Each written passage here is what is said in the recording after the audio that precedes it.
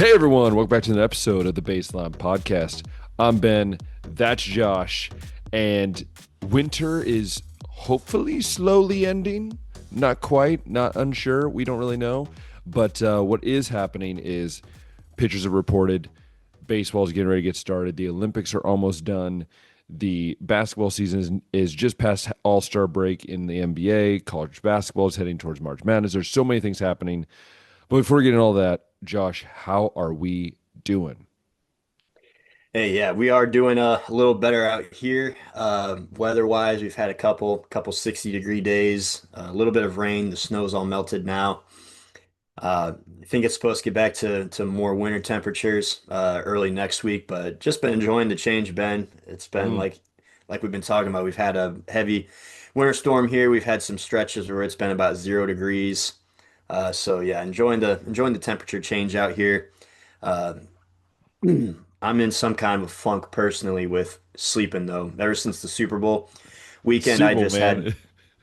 well, when you're on night shift, it's really important for consistency in bedtimes and wake up Yeah. times. It just makes it easier to stay awake during the day and stuff. And I've just had so many different times that it's thrown me off and I'm having trouble taking hours to fall asleep. Yeah. But I think today might have finally been the day in almost 2 weeks that I finally felt normal again. So we'll see if that trend continues. I'm excited to talk about some of our topics today. Mhm. But yeah, before we dive into some of these, how was your week? It was crazy. The reason why our episode was out late last week is because for the from Thursday to Saturday, I was calling my first ever basketball tournament. I called 14 games. My voice is back to normal. I mean, if we would have done the episode on like Monday or Tuesday, or record this on a Thursday, it would have sounded really weird. I really was like struggling with the vocal cords. It felt like I was Mm, back in again, that we used to do. But yeah. no, it was an amazing time. If I get the chance, I'll share some of the clips of like at least the audio of just some of the things maybe at some point. But it was really awesome time. I enjoyed it. My school won the boys tournament and they finished second in the girls tournament. So it was an awesome moment. It made it a little more exciting to call games. And then, as right before we recorded this, I got home from practice. It was 32 degrees and raining constantly. So, Hmm. welcome to American football. But yeah, I'm glad football's back for me, and I'm glad we have baseball back for us to talk about. And that's going to be the majority of what we're talking about in that today, Josh. Yeah. I know that players and owners are basically already drawing their lines in the sand, making each of themselves out to be a victim right now as far as the new CBA goes for next year. It looks like we're definitely headed to a lockout. But did you see Great. the statement that Chris Bassett announced? He's one of the, I think, on the executive committee for the Yeah, I saw that. MLBPA. Yeah, Tony Clark had to resign, the player representative, I think, because of some off the field inappropriate relationships. So that's, I think, actually going to be a benefit to the players because I don't think he's really done a fabulous job in that role to begin with. But yeah, Bassett basically said that putting a cap on or whatever would only reduce spending for the owners, which is what they ultimately want. yeah. Also said that why is it such a bad thing that the Dodgers are spending money and have won the last two World Series? Baseball still has the most parity in the league as far as different champions go. The NFL's had stretches where, like the Patriots have won 3 out of 4, the Chiefs have won 3 out of 4. I think it's the The NBA logistics had the of it. Warriors win 3 out of 4, but the MLB doesn't really have a whole lot of that. So it's not like the system currently is broken. He was getting at per se, and Brent Rooker said something similar. Cleveland Indians front office was saying that it's hard to sign players and when you're a small market and don't have the funds. But the crazy thing is, Ben, even if we were still paying Francisco Lindor what he wanted and Shane Bieber what he wanted, we'd still be in the bottom third of payroll. And a I team know. just 2 hours away in Detroit, also small market, just signed one of the top five free agents to a 3 year, $115 million deal with Framber Valdez. So it's all nonsense. I hate seeing Cleveland at the bottom. They did nothing to get better. They signed nobody, let a few guys go that I wasn't I think someone super upset said, that they did. But yeah, everybody's basically just making it playing yeah. the victim right now. All the small markets are like, we're poor, we don't have any money, and all the players are saying there's plenty to go around. No one just teams just Well, don't want to be competitive. I will say that the Reds do have like the second poorest owner in all of baseball. They So, do. I think you he's know, only got a net worth of 400 million, yeah, which what are you so trying to own a cheap. team for if that's the I case? know that's what I was saying. And he just handed it off to his son. I'm like, oh, what a great dad. No, the other thing too, I saw someone point this out that I think it was on one of the shows, so one of the podcast shows, but Passon came on and said, well, they were talking to him and someone suggested, what if they like did it where if you keep tanking or you keep doing so bad, you're not trying to invest money into your club, that you should get it stripped away from you. And I'm like, that seems like a Hmm. genius idea. If you're literally the one of the richest dudes, like the Pittsburgh Pirates owner is like the third richest dude in Major League Baseball, but doesn't spend money, then you should, part of the punishment should be like you don't get the right to like you're ruining baseball. You don't get the right to deserve to own an entity of baseball if you're not really going to care about the game. Like, wouldn't it be awesome if every team could pay near the same amount of money for every player? And it could be actually competition. It could actually the player choose the place he wants to go, not because of money, but because where he's going to be, developed, you Yeah. know? And I don't think we've said it so many times. It's not that I think that Cleveland or Detroit or Pittsburgh or Cincinnati can pay the money, the total salary that the Dodgers are doing. It's just that the Dodgers wouldn't have all these superstars if the small market teams just paid their homegrown talent to stay, and that's what we want to see. I saw someone else, Ben, do a little analysis of if we did implement a salary cap and floor, that it Hmm. actually would lead to more total money being spent and it would force a lot of these teams like Cleveland, who's got like a $83 million payroll, to have to double their team payroll. Yeah. So you better be careful what you wish for in some of these situations too. Not that I'd be upset that we'd be doubling our payroll, but it's just I think the owners are thinking that this is all about limiting the Dodgers and the Yankees, but it's going to force them to be more competitive. And right now, nothing's stopping them from spending $160 million on a season right now, except Yeah. themselves. Yeah, I agree with you on that. It's one of those things where it's like you go either way, right? There's pros and cons for everything, but I think fans are just so tired of one team spending or two teams spending so much money, right? I think it's one of those things too where you got to look at your owners. Like I look at the Reds, and I've said this for like 5 years now that the Reds need to sell, right? There is so many rich Cincinnati people or people from Ohio that would just probably die to sell the Reds that are diehard Reds fans just to get new ownership in there. And sometimes you need new ownership to freshen it up. We saw that with some other teams in other leagues. Like sometimes new ownership. I mean, look at Inter Miami and MLS. They have Lionel Messi, but that's because of ownership. David Beckham came in and said, we're going to change how we do things. And I think that's what sometimes you need in that sense. But that's for another topic another day. But I do believe we have some top lists that we're going to be starting to go through, correct? Yeah, yeah. With baseball coming around, we're gonna eventually get into like previewing divisions, but we're also doing some player rankings. We're starting off with the pitchers. Top 10 pitchers Mm-hmm. in baseball heading into 2026. And I think it's important first to caveat what our criteria were. You might have had a slightly different one than me, Ben, Yeah. but at least on my end, some things that I was using and to develop my list right here is I really appreciate year over year consistency. So there might be some younger guys who maybe have more top end stuff, but just Mm-hmm. haven't done it for like a handful of years, or they've only done it for 1 year, and I would like to see it again. Uh, I value starting pitchers way more than I do relief pitchers because of the innings and the pitch count that they got to go through. Agreed. Plus, I don't think there's a reliever in the league right now that's going to be doing things that like 2024 Emmanuel Clase was doing that it was like you Mm-hmm. have to have him here.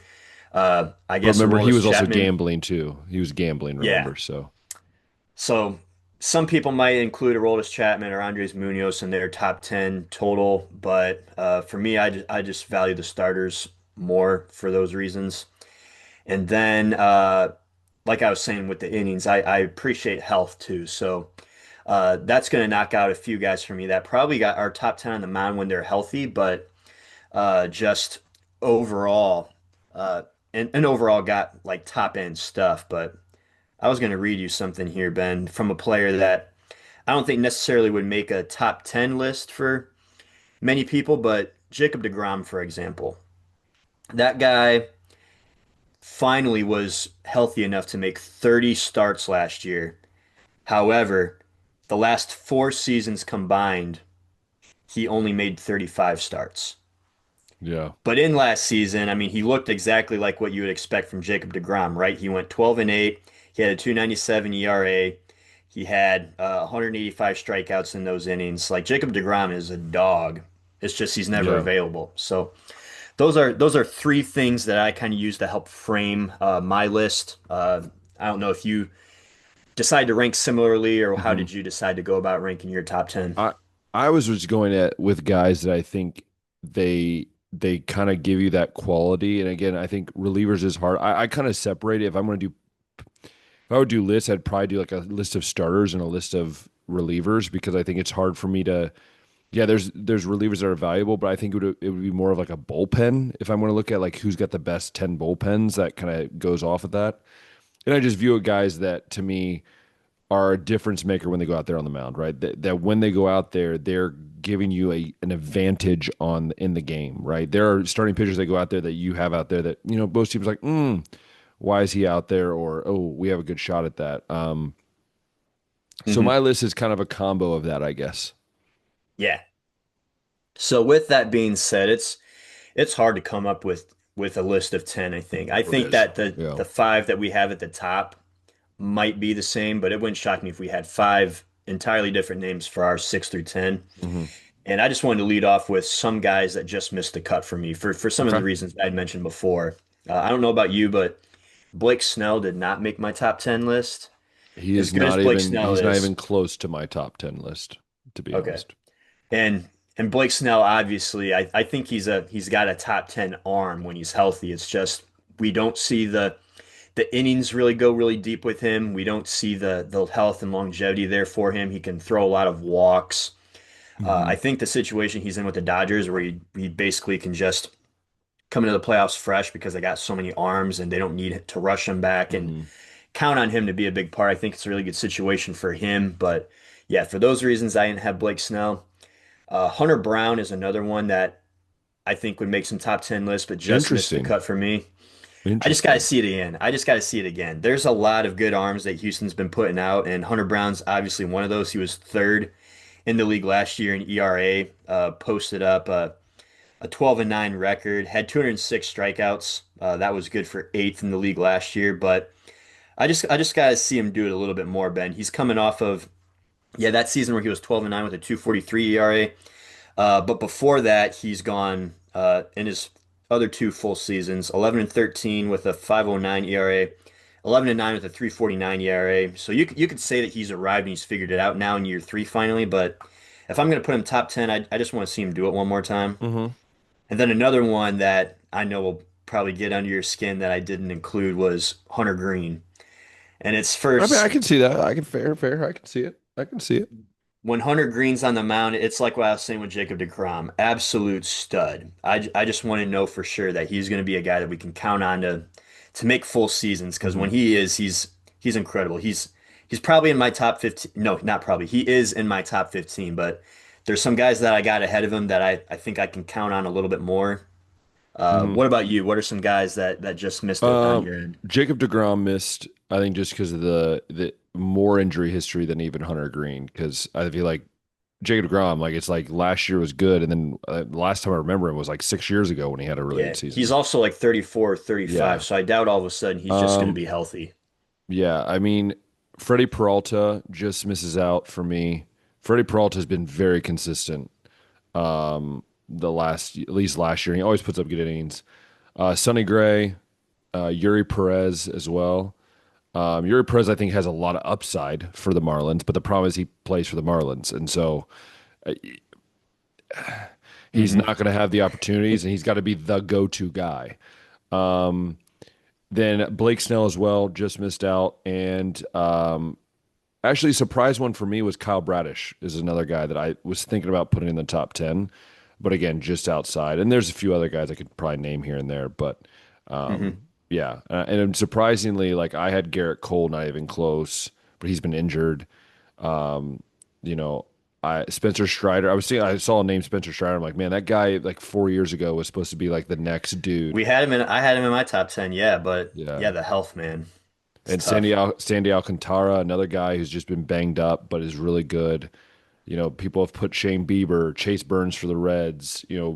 Brian Wu is another guy that you could think about. But Brian yeah, Wu is a guy I thought would be in my top 10. I thought so too. But I felt like with him, um, I think there's just more quality guys ahead of him than what he brings. Yeah, So and you could definitely have him there. I bet some people would because I mean he's he had probably a like he's probably my 15, and he's probably like a 12 or 11 for me. Like he's just on the outside. That's about it. 15 wins, was fifth in the league. He had a 294 ERA, good for 11th. He had 198 strikeouts, which is 13th. He had the best whip, .93. And for a guy like me that likes innings, he had that one streak going where he was making at least 6 innings every Oh single yeah, start for quality so start. many in Yeah. a row. But yeah, that's another guy that just missed it for me.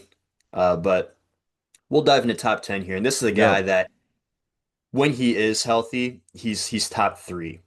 That's Zach Wheeler, except 34 years old and he had the blood clot scare. I actually was at the game that he made his last start last Mm. year against the So it's your Nationals. fault.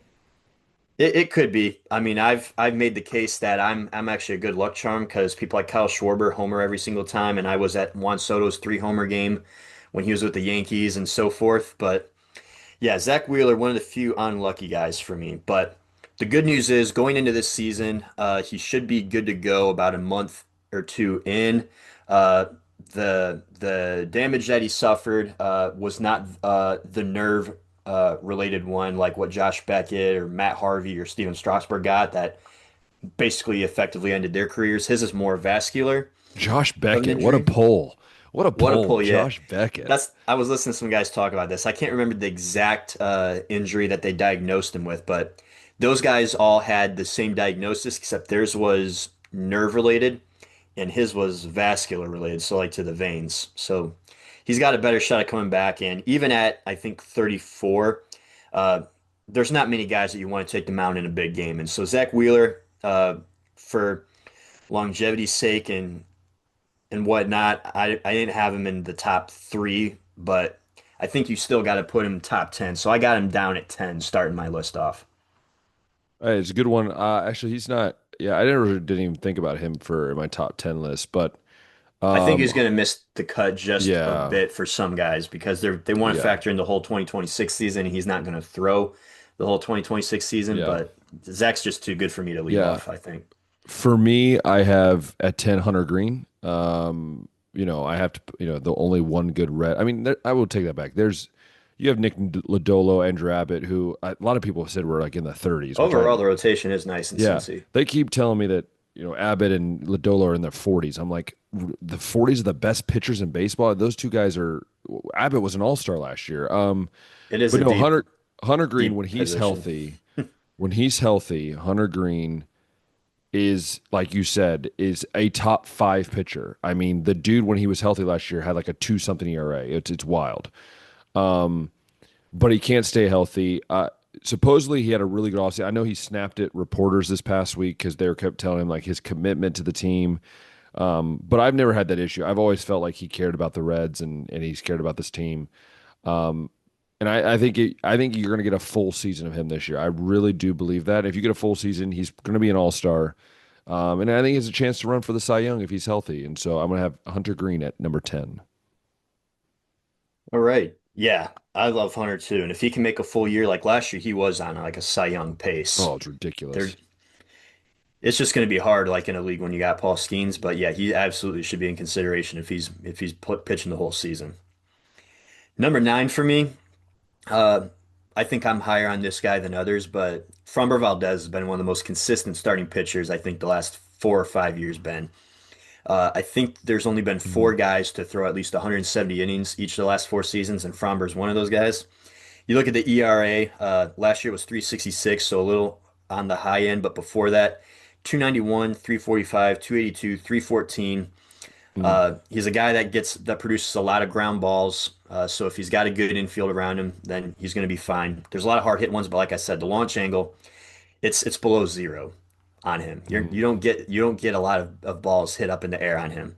Strikeouts 187 last year. Before that, 169, 200, 194.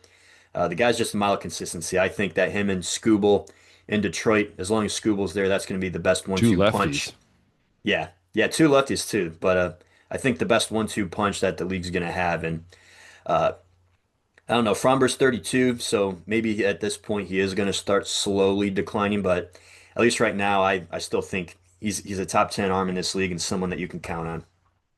Yeah, I don't disagree with you. I think that's a really good point. I'm actually going to number nine, going to go with his old teammate now, Hunter Brown. I think Hunter Brown, like you kind of proved my point because you talked about how his like ERA and everything's kind of like slowly gotten better, and I think that's part of the thing for me was I was kind of the same boat because I remember looking at his like 2 years ago when he had a 5 ERA. I was like, ooh, like is this guy a top 10 guy? But then I look at last year and the way they're talking about how he worked in the offseason and he is now the truly the number one guy. And I think sometimes that gives you a little edge, right?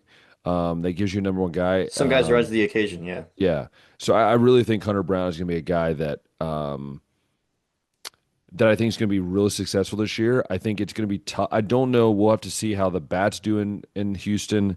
But I think he's going to be a guy that's going to win you 12 to 15 games every year for the next, 10 years.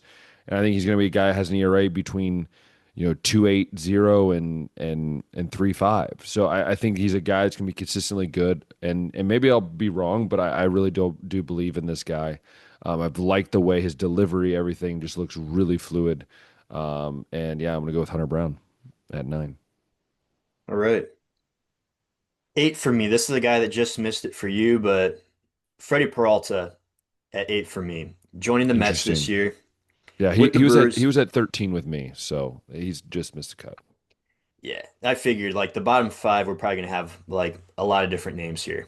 But Freddie led the National League in wins last year, and I know wins isn't necessarily the most important stat, but he was always giving Milwaukee such good starts, and their bullpen was good enough that they were holding those leads. To Why'd go they along with trade it, him? Why did they trade him? I know, man, and it goes back to what we were Why? saying about small markets not paying their players. It's like Milwaukee's got such a well-run organization. They're honestly like Cleveland for me out in the National League. I think Yeah. they're just a pitching factory. They seem to have a lot of good homegrown arms, but yeah, they just never keep any of the big names over there. But they do have a little bit more money because they'll take swings on guys like Christian Yelich, Rhys Hoskins to come over. But hmm yeah, Freddie led the National League in wins last year. He also had a 2.70 ERA, good for seventh overall. 204 strikeouts, good for ninth overall. 1.08 WHIP, good for 13th. Uh, with the Mets, I expect that to continue. I don't know why that would change with the scenery out there. I don't think that their field's necessarily any more hitter friendly or pitcher friendly. But yeah, Freddie's been a guy that's been doing it for a while too. He's had ERAs at 368, 386, 358, 281. Strikeouts have been over 200 the last 3 years also. So he's got some hmm good stuff. And I was just like, man, I'd hate to leave him out of the top 10. There's a lot of guys I hate to leave out of the top 10, but Freddie was just one where it's like it was so good last year, and I don't think it's gonna fall off anytime soon. Yeah, number eight for me. I kind of toss it back and forth between a few guys. Um, but I end up going with Framber Valdez. I kind of shocking you here, but Oh, even higher than me. I thought no one yeah. would be higher than me. No, I really thought, I was thinking about it and I was like, this guy gets the protection of Tarek Skubal above him, right? Where he doesn't have to be the number one guy. He can be the number two guy. And then you have Justin Verlander right behind him. So you don't have to be the top dude anymore, at least for right now, as long as Skubal's there. We'll see if they pay him. But I think Framber is, like you said, a consistent, durable guy that goes out there and gets you innings. And look, I saw how Bronson Royal. I mean, Bronson Royal, by the end of the year by the end of his career was throwing like 81 miles an hour fastball. But what I'm saying is though is he found a way from age 28 to 37 to find a way just to get innings, and that's sometimes what you need late in September, early October, and I think that's going to be an important thing, and I think that's what Framber Valdez gives the Tigers. Yeah, shoot, I didn't think that anyone would be higher than me around like the baseball community, but I'm glad somebody was, and yeah, I think that's a good point too. Just being behind Skubal, there's a good chance he's going to have the starting pitching edge in most playoff series they Yeah. do if Skubal is still there in most regular season series, I think. So going up to seven now, you want to talk about models of consistency, Logan Webb, Ben, tied for first Mm, in quality starts last year, and that's what you can always count on with Logan Webb is you're going to get quality. Along with Framber Valdez, he's one of those other four guys that's given at least 170 innings the last four seasons.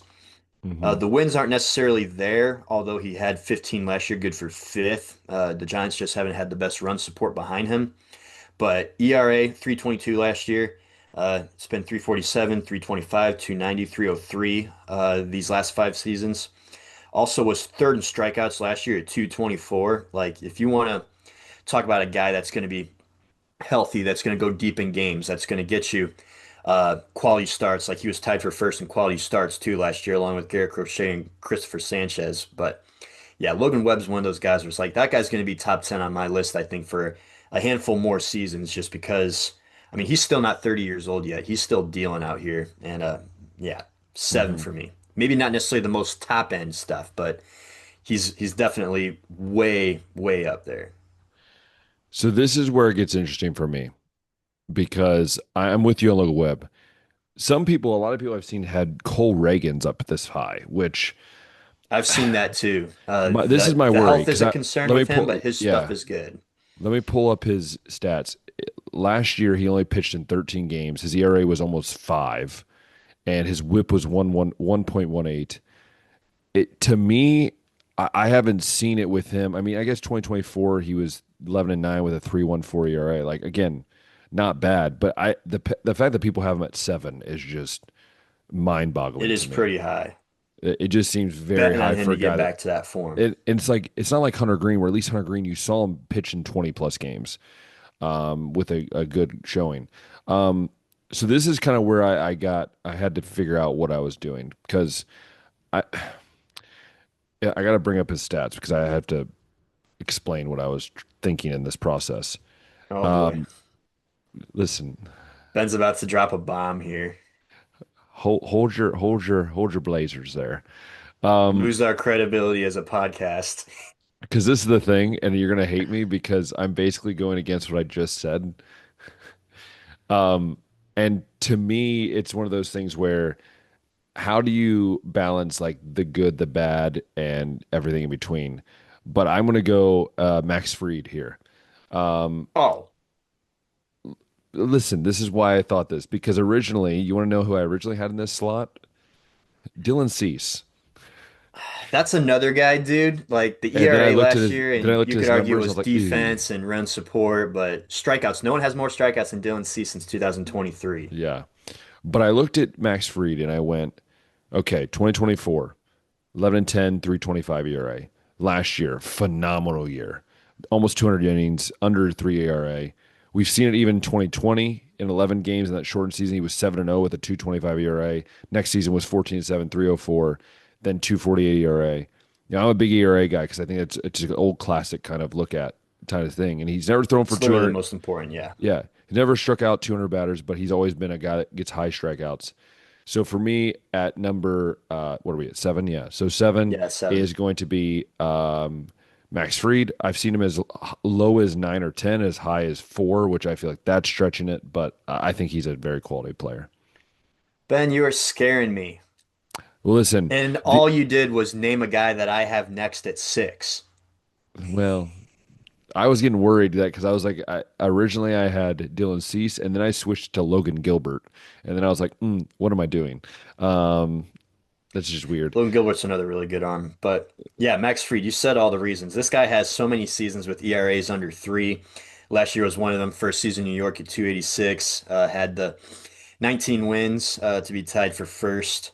The one criticism I think you could make, and this is when you start splitting hairs when you're getting this high as far as best pitchers go, is what he's done in the postseason. Because last year his postseason ERA was 675. Before that, 22.5, 675, Yeah. 1080, 423. This guy's not a postseason performer. This guy, it's night and day. And if you want to use that to criticize and knock him out of the top 10, I mean, I'll hear it, but regular season is still such a bulk of Yeah. the whole baseball year that he's got to be top 10 for me, but he probably would have been higher if you could count on him to be like a guy that can come in and make good 5, 6 innings in the postseason for you. But yeah, Max Fried's a dog. He's one of those guys. Yeah. So that's for your number six. For me, number six is Logan Webb. Um, I think I think Logan Webb is one of those guys that um, I actually really like. I think one thing about Logan Webb, and I looked at his stats from 2021 to now, his highest ERA is 3.47, and he's a guy that's always going to start over 30 games, except 2021. Strikeouts are always going to be up near 200. His innings pitch are always going to be near 200, if not over 200, like you said. I just think he fits in this top six. I mean, I could see him in the top five, but I have him at six because I just think he's just outside of these top notch guys. Yeah. Webb doesn't have like all the postseason numbers that we can really compare because the Giants haven't been making the playoffs, but that could be a reason to even flip-flop those guys. For me, Yeah. Fried and Webb were so close. Uh, all right, so now we're moving into the top Oh five boy, here. And we there's some names that we haven't heard yet, so I think we're going to be basically in line Shohei here. Ohtani. I actually didn't include Shohei because 2 years ago he didn't pitch a game, and then last year he just was limited. So I'm not really sure what the Dodgers' plan is for him I mean, if as they're far as smart, they pitching. don't pitch him ever again, and they just let him be a DH. It's just though, man, when you had that one playoff game where he hit 3 home runs and threw 6 shutout innings with over 10 strikeouts, Yeah, it's great until his elbow is like non-existent anymore. but then he can just hit anyways. He can hit It's with the true. elbow injury. Five, Christopher Sanchez here, and some people may have him higher than this, but I think five's a good spot. I think I got four pretty good guys above him, but for why five, you may say, Christopher Sanchez was tied for first in quality starts last year. Uh, he was fifth in ERA, he was seventh in strikeouts, and he's been doing it now for a few seasons. So going back to 2023, he had a 3.44 ERA. 2024, 3.32 ERA, and then this past season, 2.5. So I think he's here to stay. Uh, 13 wins last year, good for 12th. 106 whip, good for 12th also.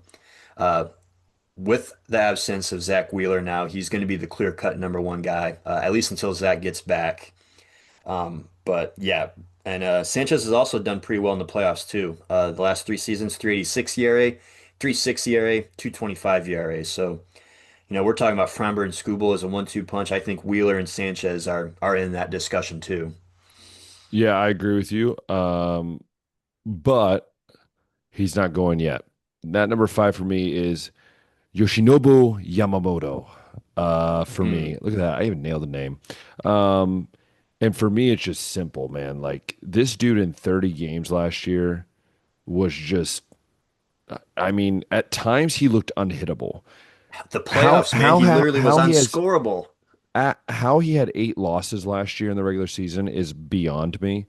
Um, he threw for almost 200 innings. He struck out 200 batters. He only walked 59 batters, which is quite impressive. Um, I guess the only dig you could give to him is that there are moments when there's stretches where he looks absolutely unhittable, and then there's like that one game where he just gets shelled for like 8 runs. Um, so I guess it's the only thing some people have said about him because he has, given, in I guess double the amount of games, he's doubled the amount of homers given up. Um, but still, he's got a whip under one. I mean, you're starting to pick needles and stuff here, and I could say he had 8 losses, but to me, he's the best pitcher on that staff. I don't think it's close. Um, and he's a guy who I think any team would love to have at the top of that rotation. Yeah, and I'll eventually get to Yamamoto too. But like you said, he got tagged for 6 runs, I think once last year it looks like, and 5 runs twice. But the way he looked in the playoffs, and we were talking about with Max Fried, you want a guy you can count on. This is a guy you can count on for sure. Yeah. But yeah, I'll get to him eventually too. I don't have him there just yet. But number four, I got Garrett Crochet here. Mm. This was a guy that I didn't have on my top 10 last year that I don't think I had him in my top 10 last year. I I don't know think that so. one of the years that we've done top 10, this was the most mentioned guy that I had left off, and I was like, I just got to see it a little bit more. I think we've seen it from Crochet enough now because we got 282 ERA, 355 ERA, 358 ERA, and then last year 259, which was good for sixth. Tied for second in wins with 18. Also led all of baseball in strikeouts with 255 and had the Mm. 103 whip to go with it.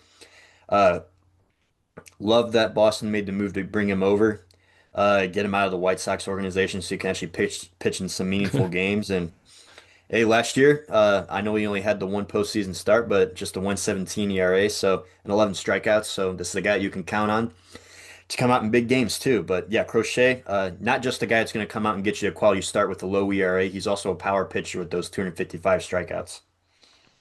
Yeah, interesting choice here. I actually decided to go with Christopher Sanchez for everything that you said. I just think he fits here. He's again a top four pitcher in baseball. I would love to have him on the staff of any staff that I would have. But yeah, Christopher Sanchez at 4 for me. All right, and then three I have is where I have Yamamoto.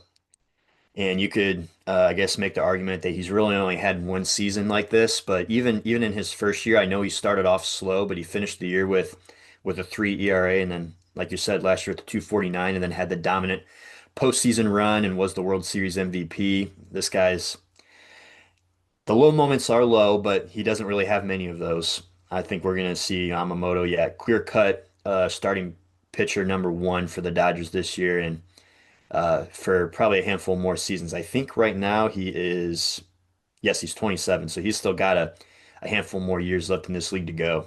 So he's at three for me. Maybe the one that's like, maybe I should have dropped him a couple more spots down, but after that playoff run, Ben, I couldn't deny it. I couldn't put him any lower than three.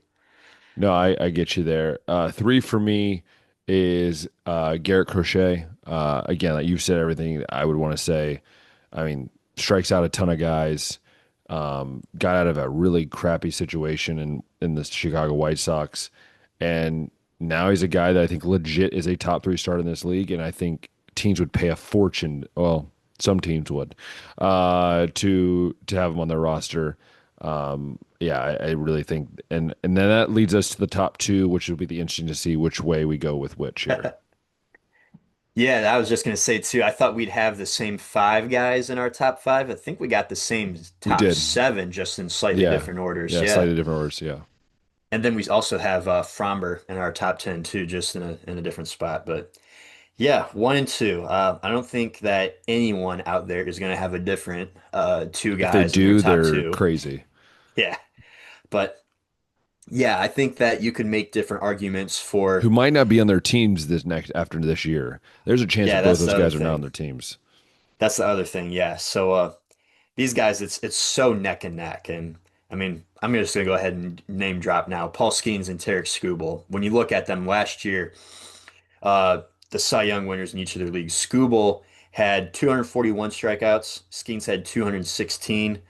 Uh, Skubal had 11.1 K9. Skeens 10.4. Skeens did have a higher WAR at 7.6. Skubal 6.6. The WHIP was Edge Skubal 0.89. Skeens 0.95. Overall strikeouts, Skubal had more. I think, yes, 241 to 216. Skeens had the better ERA at 197 to Which Skubal's is just ridiculous, 221. by the way. Yeah. Yeah. So you look across the board, these guys are like one, two, three, and basically all the major categories. Uh, and for me, uh, I think we'll just go ahead and say who we got at one. Uh, because then that'll just give it away who we got it Yeah, to either yeah, yeah. way. I decided to roll with Scooble at one. Uh, we're splitting hairs here, but I think I can count on Scooble to get me more innings, and the last two seasons that's been the case. Although Paul's only been in the league for 2 years, so you can say what you want about that. Maybe Paul's arm will get stronger as time goes on, and that could be why Scooble has more totals here. But this is a guy that's come off of back-to-back Cy Youngs out here. I think Paul Skeens can get his second straight Cy Young this year also in the National League. But when it's in this moment right now, I think in the big games, and we'll hopefully someday get to see Paul Skeens play in some big games, right, Ben? But Maybe. Skubal, Skubal in the playoffs against Seattle last year, his starts against them were Six innings, one run, 13 strikeouts. Seven innings, two runs, nine strikeouts. And in his one against Cleveland, it was seven and two-thirds, one run, and 14 strikeouts. So not just a guy that's crushing it in the regular season, neck and neck with Paul Skeens, but is backing it up in the playoffs too in these big moments. You can count on him anytime, anywhere to come out here and get you some stuff. And that's not to say that Paul Skeens can't. He just hasn't done it in the playoffs yet. Uh, but and like I said before, in my ranking, I want guys that have done it, and I think Paul Skeens is going to continue to do it. But Skubal's done a little bit more up to this point and is still in his prime at age 29. So that's why I decided to roll with Tarek 1, Skeens 2. But these guys are probably going to be neck and neck, I think, the next at least 2 or 3 seasons for 1, 2. Well, uh, well, you're wrong. I have Figured. I have Skeens number one. I'm sorry. When I look in his basically a half or a little more than a half of a year starting pitching in 2024, he was 11-3 with a 196 ERA with 170 strikeouts. Batting average against 198. To 2025, he was 10-10, which, by the way, just shows you how bad the Pittsburgh Pirates were. With a 197 ERA, nearly 200 innings, 216 strikeouts, 199 opponent batting average. I'm sorry, when you put up those numbers, it's just unhumanly amazing. And again, Scooble's put up some great numbers as well. You said them yourself. I just don't know if Yeah, there's a his opponent team. batting average is 200, so Yeah, just a little higher. there is no team I've seen when I've watched him pitch that can hit him consistently. Some can hit him a little bit. Some can get a few runs here and there. Like, one of his last starts was against the Cubs. That he went three and a two-thirds, gave up three earned. But to me, I just think the upside of Skeens being younger, just there's so much more potential. And that's also I look at the best pitcher in baseball is a guy who's not going to stop growing and be the best. And I think for him, that's kind of where he's at right now. And that's why Scuba Yeah, was I mean, second. I if think that's the Skeens, main thing because Scuba, I think, is so close to that. But I think with Scuba being order, and there's just something about Skeens, man, that hooks you onto it. yeah, I mean, like I said, we're splitting hairs here with it being 1, 2. These guys are both so good. Skeens has allowed just 11 homers last year. Scooble's 18. Like you said, the opponent batting average was 199 for Skeens, 200 for Scooble. Like these guys are neck and neck almost everywhere. If I had to pick a guy to be on my franchise right now for the next decade, I'm probably going to go. Well, not probably. I am going to take Skeens because he's the younger guy. But I think in this moment in time, I'm still taking Tarek. But yeah, it's hard to say that there's a wrong answer here. But yeah, for those reasons, Agreed. I liked Tarek a little bit more, and for those reasons that you just mentioned, you like Skeens a little bit more. That's a top 10 pitchers list for 2026 from the baseline. I'm like I said, I thought we'd have the same top five names, but we ended up with the same top seven, and we Hmm. had eight of the same top 10 names here. Just two guys that I think that we differed on. You had Hunter Brown and Hunter Green, and I had Zach Wheeler and Freddie Peralta here. So if there's anyone that you think that we mentioned that like just missed the cut that definitely should have been in, that'll be our comment today. Who was the most egregious Yes. name that we left off of the top 10 pitchers list? Should we have had a reliever like Andres Munoz here? Should we have had a guy like Cole Reagans here that maybe the health isn't there, Jacob deGrom? Like, No, go ahead and because let us dare I know. say, if they get hurt, you can replace them. Just saying. Just saying. So that's baseball discussion. Medal count? One other thing I wanted to talk about from the weekend, Ben, is just we've talked about what a joke the NFL Super Bowl week was with the Pro Bowl games, and Hmm. the NBA All-Star weekend now is basically in that camp. I It's don't know if you sad. saw the pictures and the No, I videos did. of all the empty seats that were there, and they tried to make it look better by putting lights on the armrests and dimming the lights and trying to hide the fact that the arena was only about 10% full. But then the other thing too that I didn't even know that they did was they started things out in California at 2 p.m. out there. Like it's usually a later night event, but they started Yeah. early. Uh, they already made a joke of the skills challenge, and that's not even a part of the weekend anymore. But uh, yeah, the dunk contest, Jackson Hayes. jumps from about the middle of the paint and just does a one-handed dunk. It's supposed to be a free throw dunk that ends up not being that. The guy that did win it from Miami thought he could hide how mid his dunks were by dancing at the end of every single one, and then we saw a guy almost concuss himself. Yeah. If that was a little, I mean, I say that kind of Where's funny because it where's was like a McClung, little man? AFV video, but Bring back yeah, the McClung, guy man. He that's won been three winning in a it. row. Yeah. Even if it is Mac McClung, man, I'm tired of the whole weekend just being G League guys or guys you've never heard of. Like the All-Star weekend should be the NBA's All-Stars, showcasing the best of the best talent, especially in the game also. And the game actually ratings wise got I think 8.8 million views I for actually its don't highest mind. I draw don't mind. since I don't mind the new 2011. look. I don't mind the new look of it. There were they play the multi small games and then it kind of goes like I think it just gets more creative, I think, in a little bit. That was another thing I was going to get at. And maybe this isn't necessarily a terrible format because when they make a joke out of the old format, you got to figure out a way to make it more competitive. And the NFL has not been able to figure that out It's yet with their true. Pro Bowl, their high school recess game. But this one, at least, they had the Olympic audience feeding in, and they kept 8.8 million of it for the highest draw since 2011. But as far as the whole weekend goes, I mean, I'm sure you probably share in that sentiment that's like you want to watch guys that you've heard of. You want to see the best of the best in the league go at it. And Yeah. it's a darn shame that LeBron James has never done a dunk contest, and it's been a darn shame that not even anyone that you've heard of ever wants to do any of these things anymore. And yeah, It used to All-Star be when we Weekend were used to be kids. great. Yeah, when we were kids, it used to be like I would literally ask my parents if I could stay up to watch the 3-point contest because it was, the It was best Saturday shooters and night, so best church was always shooters. on Sunday, and it's like it's gonna Yep. be late. You gotta get up early, and then the game would be Sunday. It was Yeah. such a great time. Yeah, and like you'd have the dunk contest. I remember watching Vince Carter. I remember watching Dwight Howard. I Dwight remember watching Howard. Nate Robinson, 5 foot Yeah. nine. Like Zach Levine versus Aaron these are Gordon. guys, and these are guys in the NBA. They're not G leaguers that get a few games here and there. Mac McClung, by the way, is phenomenal. He might be the best dunker we've seen in person, or I mean, we've Yeah, seen that's in not the to say NBA in Mac a long McClung time. can't dunk. It's No, just you want to see guys that you've heard of. You yeah, want to see LeBron out there. You want to see Kevin Durant out there. You want to see uh, you know, Cooper Flag out there and Luka Doncic and yeah, all the names that draw viewers into the league to begin with. yeah. Nobody's So watching the NBA for Jackson Hayes. exactly. So it is sad, but I've stopped caring about All Star games. The only one I care about is MLB because it's the only one that seems to do it right. So Home Run by Derby the is way, the it's sad. best all-star And like the All mini Star game game out is there. also fun to watch. Yeah. Uh, the other thing I wanted to discuss before we get out of here too is keeping tabs on the Olympics. I saw that Yes, USA women's hockey took they gold over did. Canada. I think the United States men.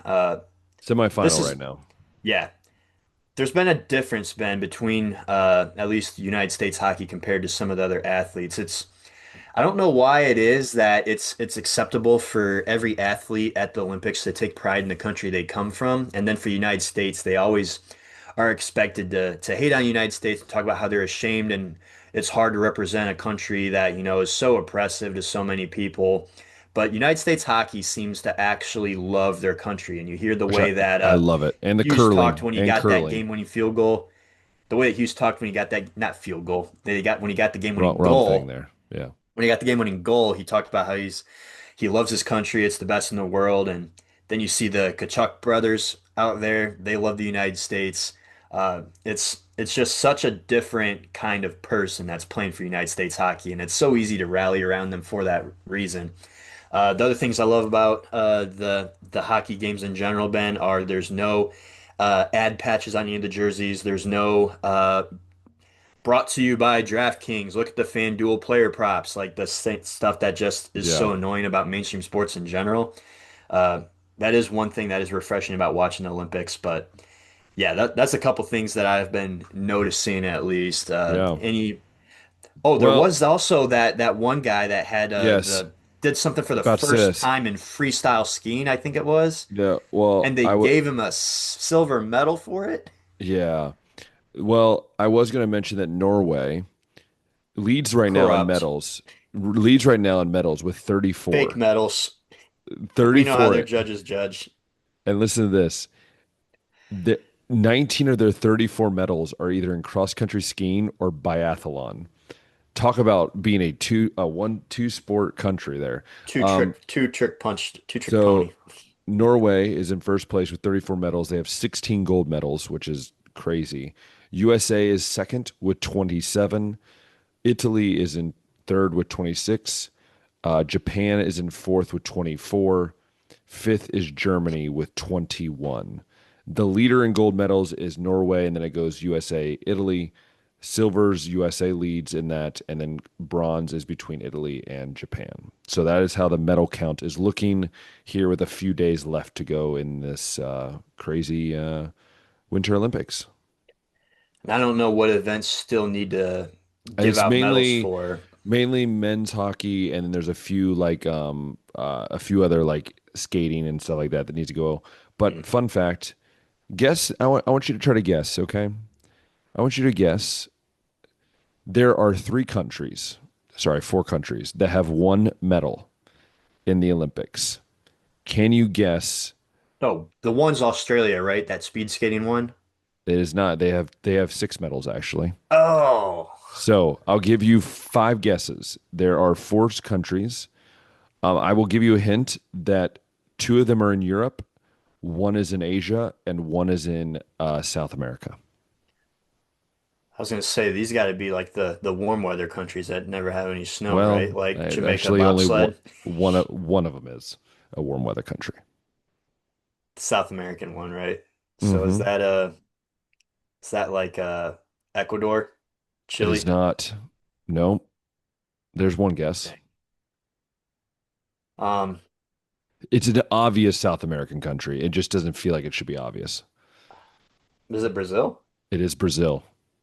They're Brazil so has one big, you'd medal. think they'd They have more than won. one. They won a gold medal in alpine skiing. Hmm. All right, Yeah, next. That's one down. just as big as it is, I wouldn't have guessed them. There are three more. You have two in Europe and one in Asia.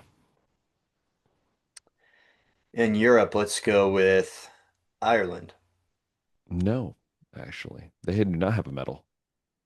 No medal at all for No Ireland, huh? medal. No medal at all.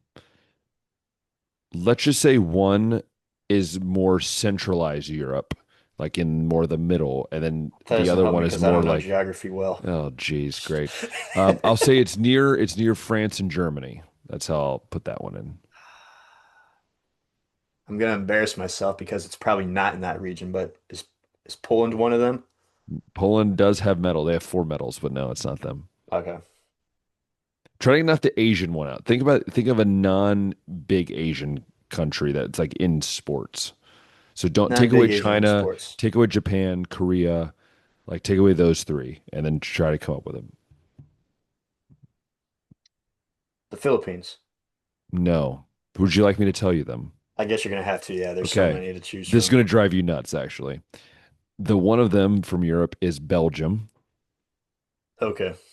which is the one that was close to Germany. The second one, I was going to give you a hint, but it would have given it away, is Georgia. I was gonna say Oh, it's a, sports. yeah. And then last one is a stan. It's Kazakhstan. Kazakhstan has a gold medal in figure skating, believe it or not. There we go. Okay. And Georgia has a silver medal in figure skating. Belgium has a bronze medal in speed skating. Hmm. So, anyways, that's your fun fact for the day. Let us know down below. We talked about. Let us know what you thought of our list and stuff. But also, I want to ask, what country? I'll put it this way: what country do you believe should have more gold medal or gold more medals in the Winter Olympics, but they do not? So, out of the top five, I said five, but is there a country that's maybe not listed in the top five that you might think deserves to be a little higher on the list? Maybe they're not as successful. I know Hungary is not on this list at all. They have zero. When we were Anyways, initially talking medal counts last week when it was just getting started, I was yeah, surprised that Canada didn't have more than what they did Canada, because, they still only have 15. yeah, Like it is shocking to me. that would And be the China one. has Like 10. countries where it's generally cold and you pride yourself in like hockey and curling and those kind of things. I would just think that you'd have more. I don't know Yeah. if they had the athletes that are just disappointing this year. or Yeah. what the reason is if this is about what they were expected to get, but I would have just guessed as a normie that they should have Yeah. more. Russia too, but they're not allowed to They're not compete. allowed. No, they're not allowed. They're not allowed. Anyways, I hope you guys enjoyed Oh, this. No, what you'll mention? Yes, mention. I was gonna just wrap it up with NFL news Oh and yes, notable free agent that became available, Tyreek Hill, cut by the Miami Dolphins. Uh, right now, I think teams can start Cleveland franchise Browns. tagging players the third, so we're gonna get underway here with free agency and stuff. But I did notice too that the Chiefs restructured Patrick Mahomes' contract to Yeah, free up another I, 30 to that's 40 what I was million in cap wondering. space. So I was Huh. wondering if we're due for a Tyreek Hill reunion in Kansas City, or if maybe there's another team that you could see being like an underdog favorite Cleveland to go and Browns. snatch him up.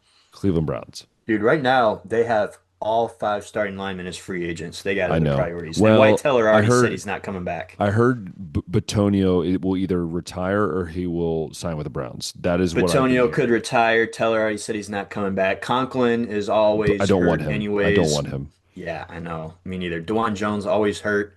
Jedrick Wills inconsistent.